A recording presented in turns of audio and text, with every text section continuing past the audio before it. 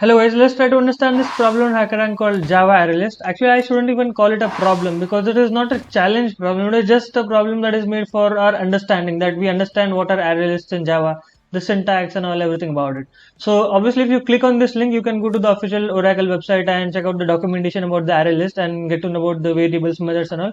But I'll try to explain it if you don't know to read it. So see, what are array lists in Java? Array lists are nothing but they are dynamic size arrays. So what is the meaning of dynamic size? It means you can change the size of that array at any time. So that's, I think that is pretty much the explanation part of it, the array list. So see, the problem is there are, so see, first of all, n is 5. So 5 means there are 5, next we'll have 5 lines, which are these 5 lines.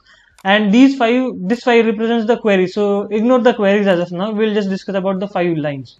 So this 5 means the 5 lines, which are these 5 lines. And on each and every new line, I'll have this again. So on the first element, you can say this is 5. So 5 represents the 5 elements after it, and 5 elements are going to be the part of the array list, and this 5 is not going to be part of the array list. 1 means 1 element, which is 12. 4 means the 4 elements over here. 0 means obviously no elements. So 3 means the 3 elements, and that's it. So that is how we are going to work. So let us do one thing. First of all, let us create an array list, and afterwards let us see what to do about it. So I'll go to IntelliJ and I'll do one thing. First of all, main method. Hold on. And afterwards, what I'm going to do is, first of all, I'll use integer I, and okay, obviously I'll need a scanner class for it. So scanner, create an object for it. So obviously scanner n equals to new scanner, and they have told us to use system.in. So that's what I'm going to do. So okay, don't forget the semicolon. And after that, see, I have to take in an integer I. So I'll use scanner dot next integer for that. And afterwards, see, for each and every new line, I'll have to append that array list. Well, first of all, let us create an array list. So array list, I'll create an array list, and I'll name it as, say, yeah, array list, as it is already suggesting us, equals to new array list. And the capacity here inside it, you have to enter the capacity, so which is going to be the n's value. So if you see, the constants are n is going up to 20,000, so you can just put simply 20,000 over here. It is fine, it is dependent upon you. Even if you enter n over there, it is fine. So see, after that, I have created an array list. But the thing is, on each and every new line n, I'll have to use a for loop for getting a list after that, because this is just an array list, the outside array list. But on each and every new line, I again have one more list. So this is one more list, this is one more list. Each and every line has new list, right? So for that, I'll have to create one more list inside this array list. So, but to go on each and every new line, what are you going to do? Simply use a for loop. So for any integer, let's call it I, not 9. For an integer I will start it from 0, and I will go to, obviously n means n lines, so I less than n, and increment I. Okay, fine. After that, I'll have to create one more array list, because see, the thing is, I have one array list for storing all of these lines, but inside these lines I have more lists. So more lists. The thing is that on each and every new line, I'll have to create a new array list. But to get the track of that array list, I'll just add the index I. So what I'm going to do is, so array list of I. So hold on, the name is array list, which is this array list of I equals to, I'll create a new array list now. So new, or a new list now. So new array list. I have just created a new array list to store the elements. So basically, the new array list that I have created will store this.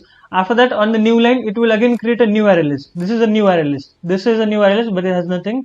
This is a new array list. So basically, a new array list, and this whole thing is an array list itself. Okay. I hope you got, because it is really confusing, I know. So fine, this is fine. Now afterwards, what I'm going to do is, for each and every line, so on each and every line, this is the line that we are on, suppose. So 5 means the first integer that we have is contains the number of elements. So I don't want to store 5, I want to store the integers after that. So I'll just say int, let us call, but the thing is, for that I'll have to go to a new line each and every time. So for that, again, I'll use a for loop. So for, let us call it j now. So for int j equals to 0, and j will be less than, now j will be less than, but j will be less than what? For that, I'll have to consider how many elements are there in this array, right? So for int, I'll call it d now. So d equals to scanner dot next int. So see, what is this d now? This d is nothing but this 5. this is D, this is D, this D, and so on. So basically, I'll use a for loop to get these elements D times, that is 5 times in this case. So J will be less than D now, and obviously don't forget to increment J. So after that, simply have to take in the value that I want. So int value equals to scanner.next int, and after that simply store it in that array list of I, so which is this thing actually. So I'll do one thing, just copy this, paste it, and if I use a dot over here, you will get the methods that you can use on the new array list that I have created. So dot not get, I have to add, right? So I have to add, but what I have to add, I have to add the value that I'm taking how many times, D times, right? That's why I use the for loop for that.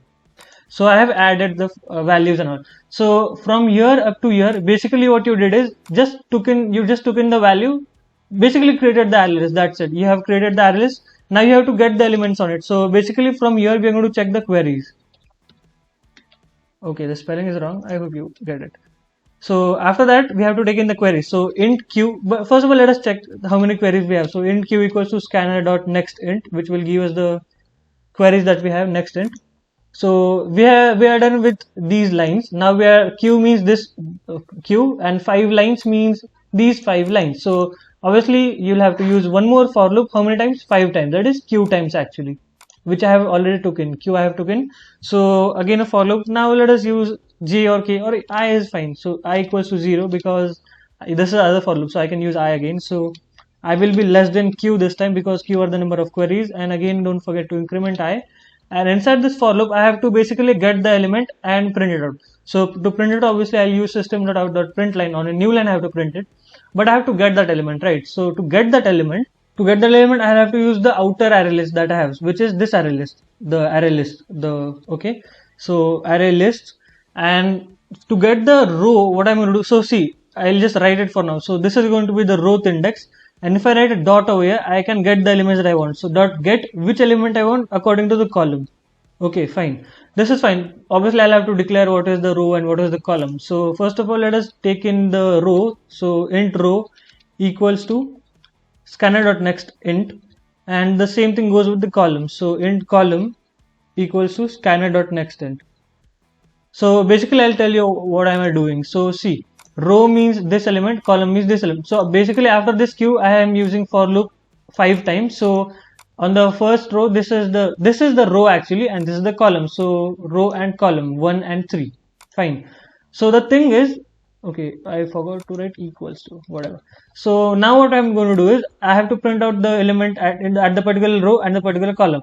But the thing is, in any language, or I think in Java, we have to start the indexing from 0. It starts the indexing from 0. So that's not how it is working over here. The thing is, over here they have started the indexing from 1. So if they're writing 1, it means 0 for us. If they're writing 2, it means 1 for us. If they're writing 3, it means 2 for us. Basically we're doing -1 for them. So let's do that. So we'll just write row -1 and column -1 here, and let us try to run this code now. Okay, and I don't think, just copy these things and paste them. Okay, if you see, I'm getting the values correctly, 74, 52 and 37, which are right, but I have to print out error if the index is going out of bounds. They have already told us somewhere that we have to go out. Basically, if you want to print out any error, what do you use? Use try and catch blocks.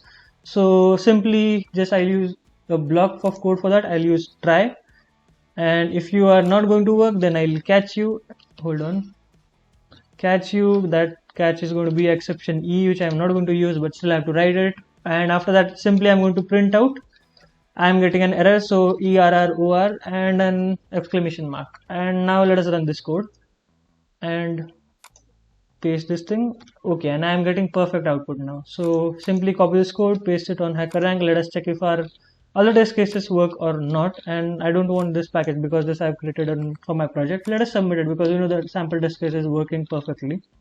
Okay, each and every test case is working, there's no error. So that's all from my side. You can subscribe to my channel to get updates regarding new videos, electronic stuff, and many more things. So that's all. Stay tuned and keep learning. Thank you.